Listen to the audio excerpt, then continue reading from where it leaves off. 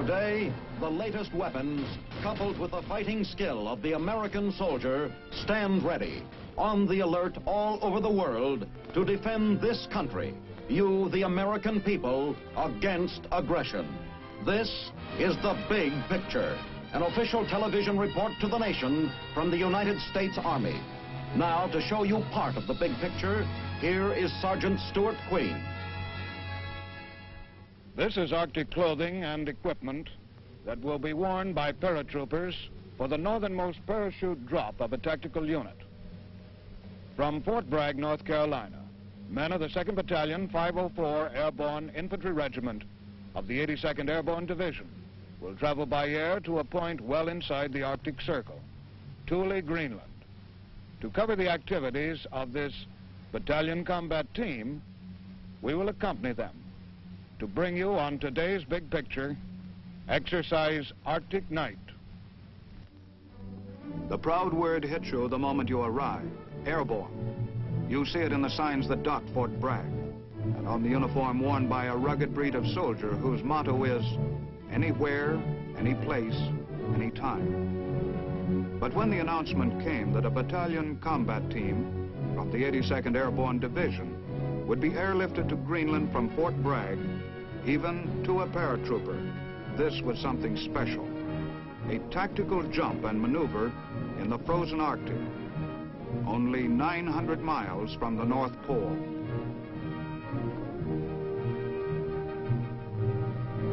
Weeks before the departure, Arctic clothing was issued to each man. And if a trooper needed help in adjusting a ski strap, well, there was always an understanding buddy to lend a hand.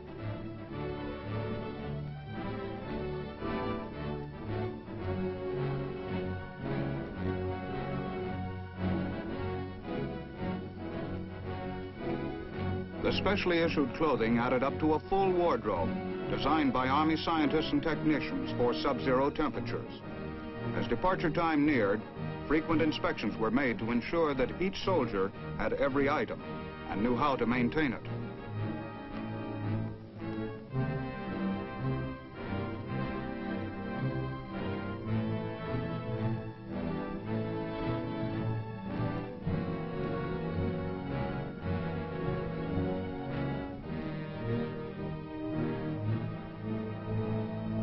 A big enemy up north is frostbite. That's why Arctic mittens practically become part of your skin. You just seldom take them off. And this kind won't slow up a trigger finger either. From head to toe, from pile caps and fur-lined hoods to bare paw snowshoes, the paratroopers have the clothes for the move toward the North Pole.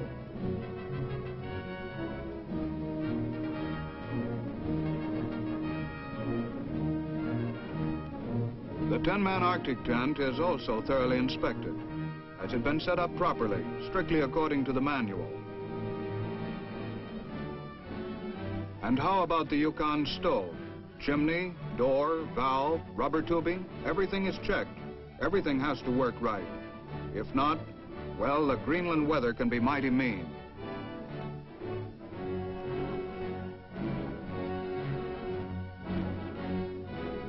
But outfitting the men for Arctic night was only a small part of the preparations. Especially in the frozen north, as the saying goes, clothes don't make the man. Training does. Training is the payoff. Classes were given in survival techniques. How do you stay alive when the temperature plummets down way below zero? How do you stay alive and fight? That was the question on everybody's mind. In case you all don't know it, North Carolina is not exactly ski country, but that doesn't stop a paratrooper from learning how to be mobile on ice and snow. A straw-covered parade field serves as a beginner's ski slope. Many of the men have never put on skis before.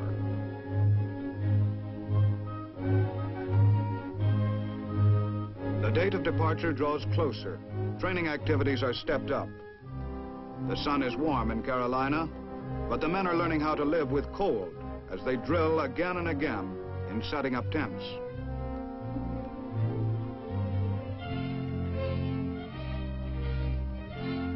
and installing the stoves which will keep those tents, if not as warm as toast, at least bearable. And the troops of the 82nd Airborne ask for no more. Exercise Arctic Night is to be climaxed by a mass parachute jump. Loaders and packers have a lot of work. There's nothing simple or casual about packing a chute. It takes care and it takes time.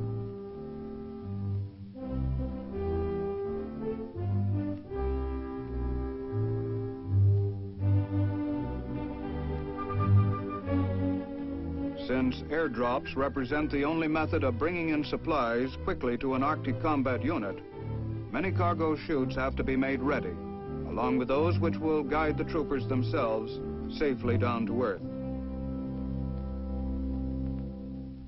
Finally, after 2 months of extensive cold weather training at Fort Bragg, the unit was ready. On Saturday of the last weekend before the move, the commanding general of the 82nd Airborne and other high-ranking officers inspected the Arctic-suited men.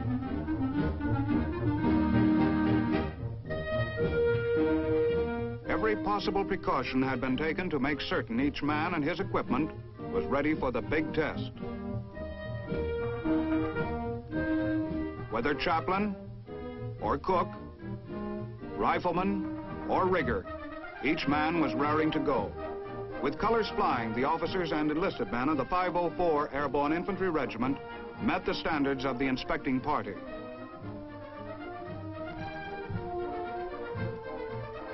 Then a pass in review.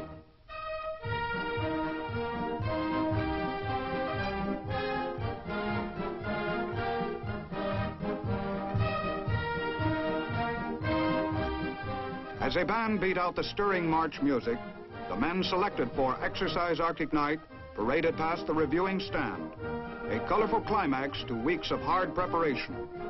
Now, rehearsals were over. Ahead of them was the real thing.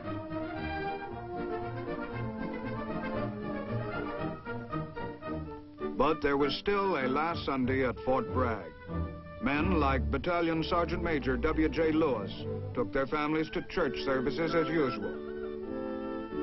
Sergeant Lewis has served with the 82nd Airborne since March 1945, and up to the time of Arctic Night, had made over 151 jumps.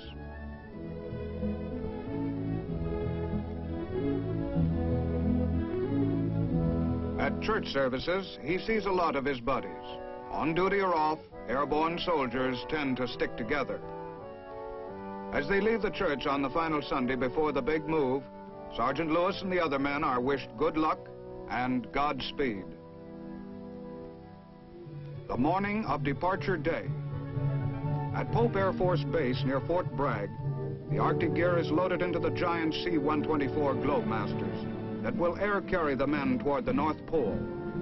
Skilled Air Force mechanics final check the planes. The success of Arctic Night will depend on full cooperation between the Army and the Air Force.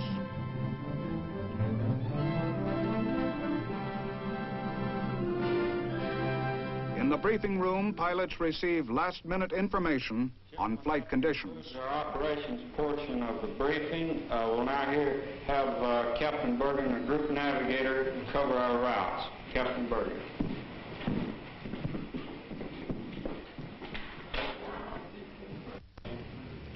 Gentlemen, I'm Captain Bergen. I'm going to give you the navigation phase of this mission. We'll depart Pope, go direct to Raleigh. Airways to Gordonsville, Selinsgrove, Albany, Montoulet, and Goose. Total distance is 1,415 miles. Flying time will be approximately 7.5 hours. Your alternate for Goose will be Ernest Harmon Air Force Base in Newfoundland. The next leg of your journey will be from Goose to Thule by way of Holstenberg Beacon. Total distance is 1,480 miles. Approximate flying time will be 7.5 to 8 hours. Your alternates for Thule will be Resolute, distance of 405 miles, or Sondestrom, a distance of 660 miles. Your primary checkpoint between Goose and Thule will be Holstenberg Beacon and Alpha intersection, 150 miles out of Thule. Gentlemen, next portion of the briefing will be given by Captain Golart, who will give you the weather.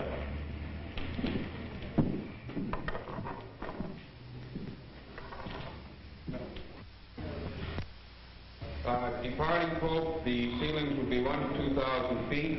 We'll encounter a little lower ceilings in this region here, and the ceilings will be 1,000 to 2,000 feet the rest of the way. The terminals, Goose, will be 3,000 broken, 10 miles. Wind 250 at 20 with gusts to 30. Temporarily, there will be 3,000 broken and 2 miles in blowing snow. The tops of the clouds in the vicinity of Goose will be 4,000, except intermittently 8,000 in scattered regions around Goose. Harmon, the alternate, 2,000 broken, 6 miles, wind 270 at 20 with gusts to 35. They will be intermittently 1,500 overcast, 1 mile in snow showers and blowing snow. The tops generally 6,000, except 9,000 to 10,000 in snow showers. If there are no questions, turn the briefing back to the Colonel.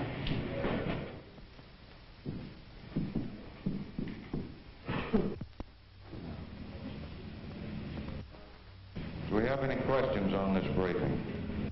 No further questions. The briefing is dismissed.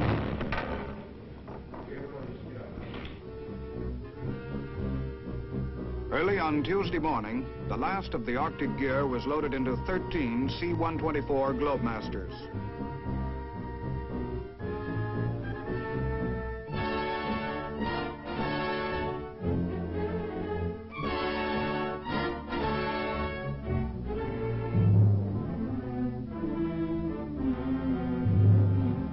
Then the 2nd Battalion boarded the planes, along with attached units of the 82nd Airborne Division pathfinders, medics, engineers, and parachute maintenance personnel.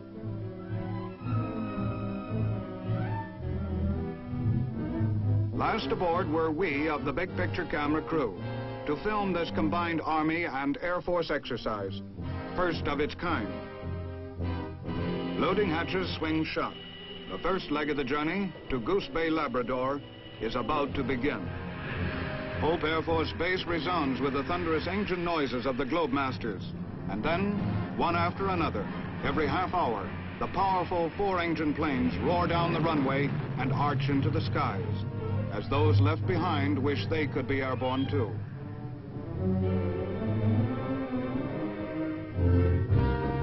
It takes approximately 8 hours of flying time from Fort Bragg to Goose Bay, Labrador, and the planes plow through the clouds at a steady clip.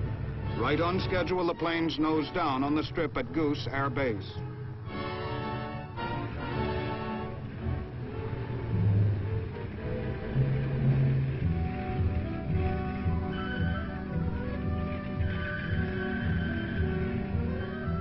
At Goose, there is a 12-hour rest stop.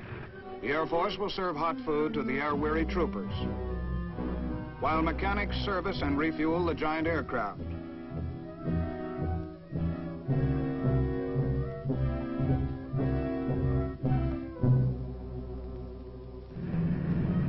Then, in the air again for the final 8-hour leg of the journey to Thule Air Base.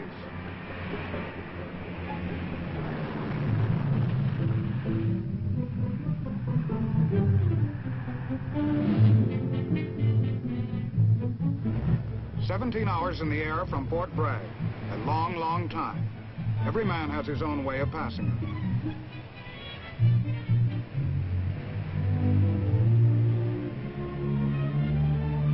Up front, some see what the pilot sees, and the time and the miles move past.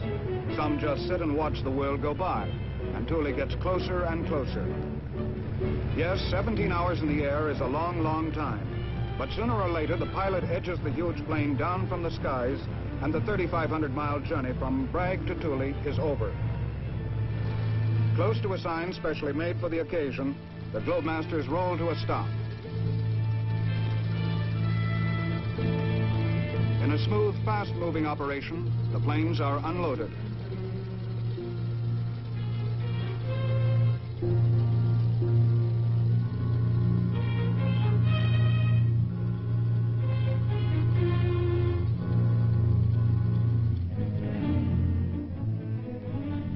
supplies and equipment are passed out to waiting trucks. And the men lose the kinks in their legs as they come off the plane. It's good to be on land again. Instead of the rugged, bleak place the troopers expected, they found Thule, an air base in Danish territory, to be a well-set-up installation with fine facilities.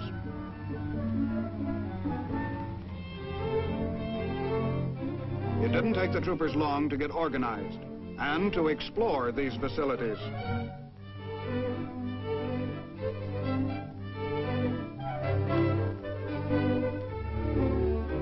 And it didn't take them long to learn there were sliding ponds all over the place. But there wasn't much time for idle games. The battalion combat team plunged into intensive training for Arctic night. Skiing instruction again, but this time, the real thing. Within a matter of days, every trooper could handle himself like a veteran.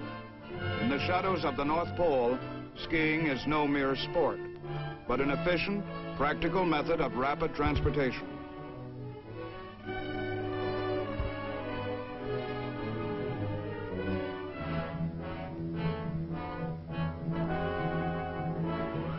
Soon afterwards, the paratroopers of the 82nd Airborne moved into the Arctic wasteland several miles from Thule. Here they were to take part in a 30-hour training phase, a preview of Exercise Arctic Night. The big picture camera crew, Lieutenant Jack Armstrong, Specialist Charles Kyle, and Private Don Wolf, followed right along. The mission of the infantryman is to close with and destroy the enemy. He must be able to survive in the Arctic and fight under sub-zero conditions. All this is learned by training, by doing, and the troopers did. The temperature was 28 degrees below zero during the bivouac, and the men put their Fort Bragg training to good use, putting up shelter tents in a hurry.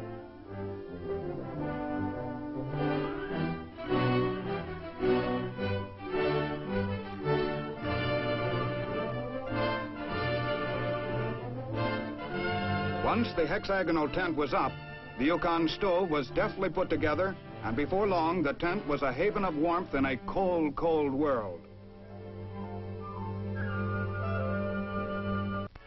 But tents and stoves may not be available in actual combat. That's why the troopers learned how to take shelter in frigid ice caves and spent the night in self-built igloos. With axes, saws, and chisels, they attacked the hard-crusted snow. The idea was to dig snow caves as deep as the tallest man who was to occupy it.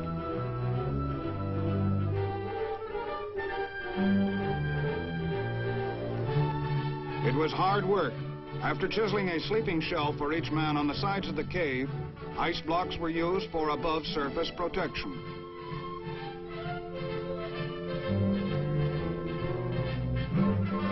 It was not only hard work, now and then a hard fall.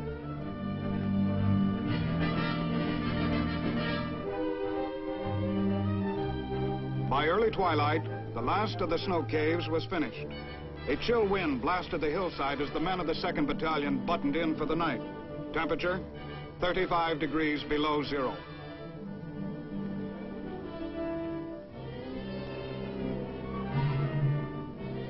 The next morning, the troopers came out, none the worse for wear. The only heat in the caves had been furnished by candles or small burners and body heat.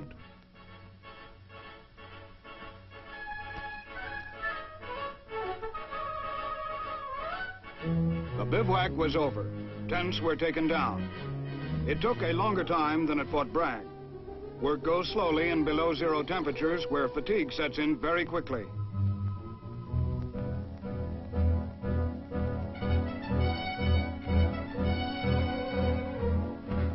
The men broke camp and reassembled for the forced march back to Thule. Skill on skis really paid off now. Loading their gear, communication equipment, burners and sleds into Akios, the heavy-duty snow sleds, the troopers started back. Each man carried his own weapon, along with a rucksack containing his sleeping bag and spare clothing.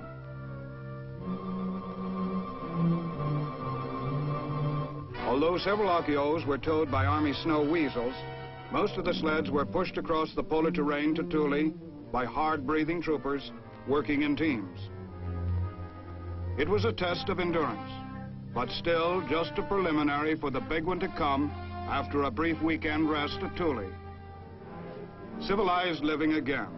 On Sunday, there were religious services in a chapel, pleasing to the eye and restful to the spirit.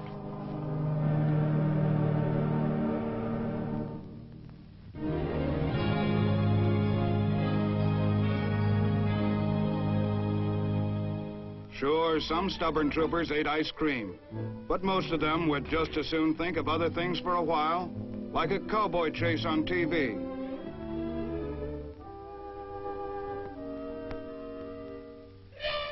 A jam session, or maybe a letter home. Using the magic of radio communication, some troopers even phoned home. The weekend was over. Early the next morning, the gear for the jump was stowed aboard the waiting Globemasters. Exercise Arctic Night had come.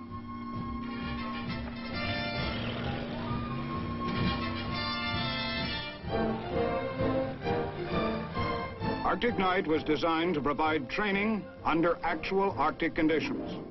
Commanders and key staff officers were briefed by the maneuver directors in a joint Air Force-Army meeting at Thule. Now, final arrangements were confirmed for the troop movement. Fighter support, drop interval, resupply, combat intelligence, and every other foreseeable factor. Not far away, another briefing. The Pathfinders, who lead the way into the drop zone, are given final instructions. Plans for assembling and recovering equipment on the ground are firmed up. The briefing over, each man goes aboard with his own gear. The time is 5 a.m. Dawn was still breaking as the paratroopers of the 82nd Airborne Division dropped on to an iced-over bay near Thule, in the largest tactical drop ever made this far north, less than 900 miles from the North Pole. The Pathfinders were the first to land. And minutes later, when the main wave of Globemasters arrived over the drop zone, the 40-degree below air was full of silk.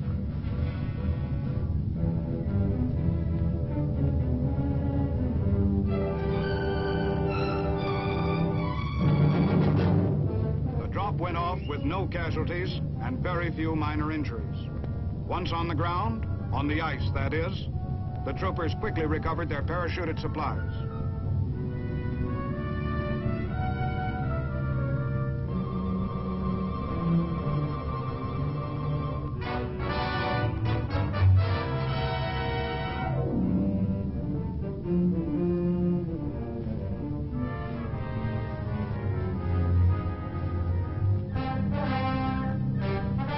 The jump is only the beginning. They move into an attack against a simulated enemy base X. All the training at Fort Bragg, all the 2 weeks of rugged duty at Thule, pays off for the men as the miles of freezing polar surface move past under their feet. Not always are they on their feet. Sometimes they hit the ice as the simulated enemy fires back. Equipment is put through a rough test. Observers make note of the effect of the extreme cold on the troopers' weapons.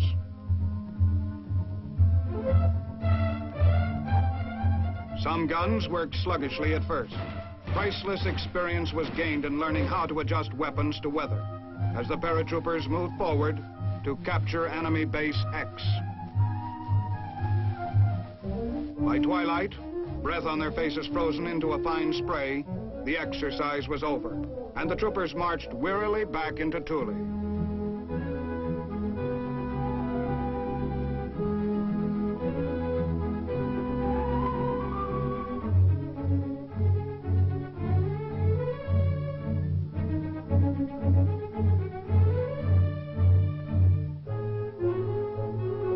Nothing can replace the wonderful feeling of leaving the cold to enter a heated barracks again.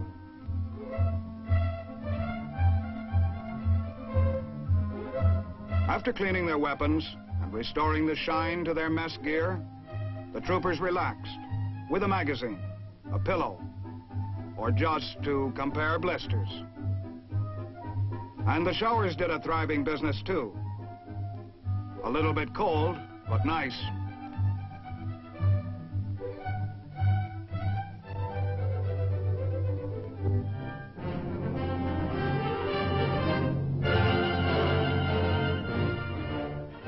The next day, Sergeant Lewis, with his buddies of Arctic Night, received the traditional Blue Nose Certificate for Arctic service from Lieutenant General Glenn O'Barkis, Commander-in-Chief, United States Northeast Command. Then a detailed critique, a review of the important lessons of Arctic Night, before the Globemasters went aloft again for the trip back to Bragg. Yes, that proud trooper motto, anywhere, any place, any time, had proven itself. No wonder morale was as high as the plains, heading them south toward home.